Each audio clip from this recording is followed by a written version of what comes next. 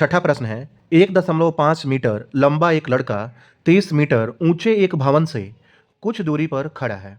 जब वह ऊंचे भवन की ओर जाता है, यहाँ पर प्रश्न में दिया है कि 1.5 मीटर ऊंचा लड़का 30 मीटर ऊंचे भवन से कुछ दूरी पर खड़ा है। मान लेते हैं कि यह 1.5 मीटर लंबाई का एक लड़का है और यह एक भवन है। इसे हम ए बी मान लेते हैं। लड़के की ऊंचाई को हम ए बी मान लेते हैं और इसे हम सी डी मान लेते हैं। सी डी जो है भवन है। भवन की जो ऊंचाई है 30 मीटर है। फिर प्रश्न में दिया है, जब वह ऊंचे भवन की ओर जाता है तब उसकी आंख से भवन के शिखर का उन्नयन कोण 30 डिग्री से 60 डिग्री हो जाता है।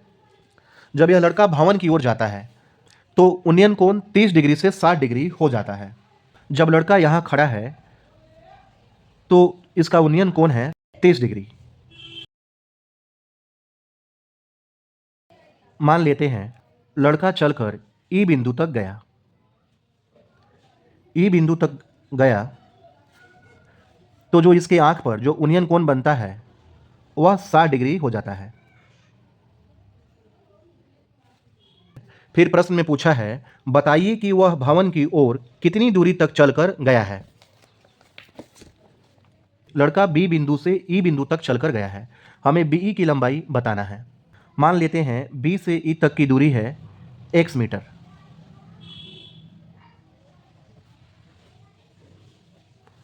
चूंकि AG और BD दोनों क्षैतिज रेखा है, समांतर रेखा है।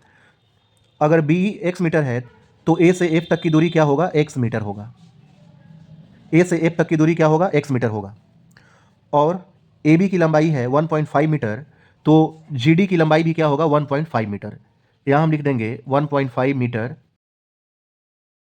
यह है GD की लंबाई। CD की लंबाई है 30 मीटर, यहाँ से लेकर यहाँ तक है 30 मीटर, और यहाँ से यहाँ है 1.5 मीटर, 1.5 मीटर। तो इसकी लंबाई क्या होगा?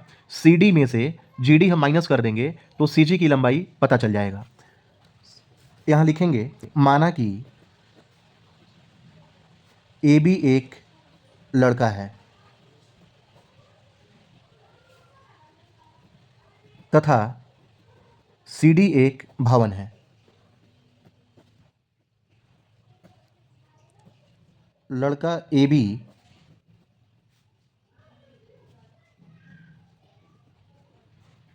B बिंदु से चलकर E बिंदु तक गया है। यहाँ मैंने लिखा, माना AB एक लड़का है तथा CD एक भवन है। लड़का AB B बिंदु से चलकर E बिंदु तक गया है। यहाँ लिखेंगे AB बराबर GD बराबर 1.5 मीटर, BE बराबर x मीटर माना, इसलिए BE बराबर AF बराबर x मीटर होगा और CG बराबर होगा CD minus GD। CD minus GD।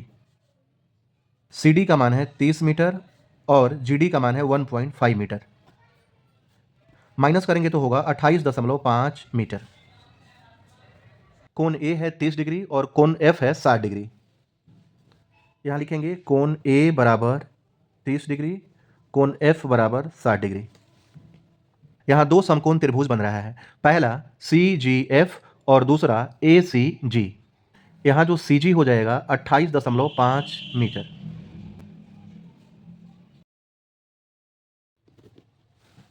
यहाँ लिखेंगे त्रिभुज CGF में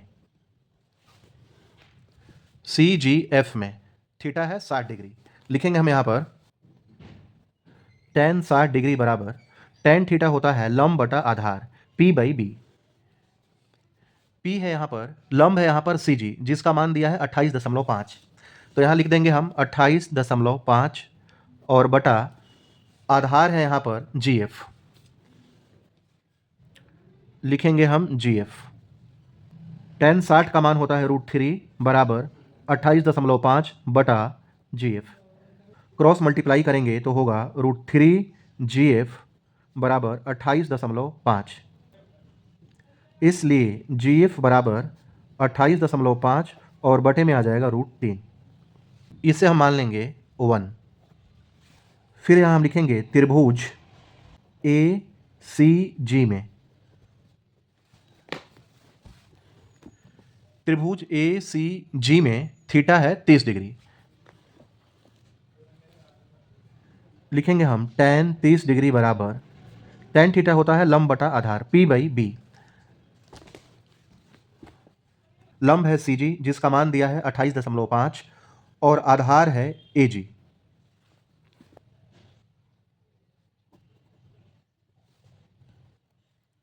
tan 30 का मान होता है 1/√3 बराबर 28.5 बटा AG के लिए हम लिख सकते हैं AF प्लस FG। इन दोनों को प्लस करेंगे तो AG के बराबर होगा। यहाँ लिखेंगे हम AF प्लस FG, क्रॉस गुना करेंगे AF प्लस FG को 1 से गुना करेंगे तो होगा AF प्लस FG बराबर √3 को गुना करेंगे 28.5 से तो होगा 28.5 √3। AF का मान है, AF को माना है हमने x प्लस, और FG का मान है यहाँ पर GF या FG दोनों सेम है। FG का मान है 28.5 बटा √3, तो यहाँ लिखेंगे हम 28.5 बटा √3 बराबर 28.5 √3, और यहाँ पर हम लिखेंगे 1 से। आखिर हमने FG का मान 28.5 बटा √3 कहाँ से लिखा?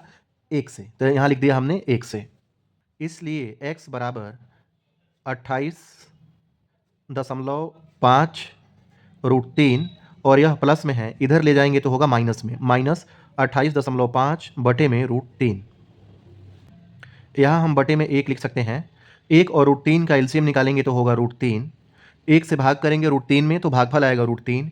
√3 से गुना करेंगे 28.5 √3 में तो होगा 28.5 √3 गुना √3 माइनस √3 से √3 में भाग करेंगे तो भागफल होगा 1, और 1 से गुना करेंगे 28.5 में तो होगा 28.5।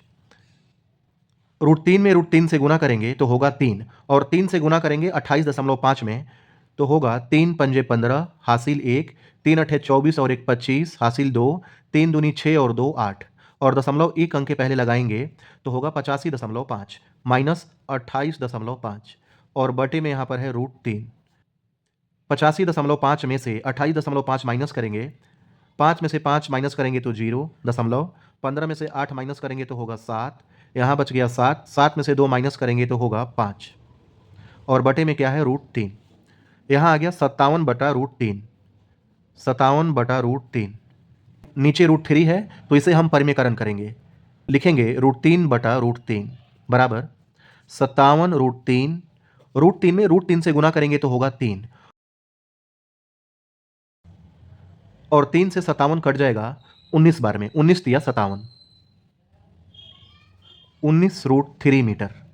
x का मान आ गया 19 √3 मीटर। इसका मतलब वह लड़का भवन की तरफ 19 √3 मीटर चलकर गया है। 19 √3 मीटर हमारा आंसर हो जाएगा।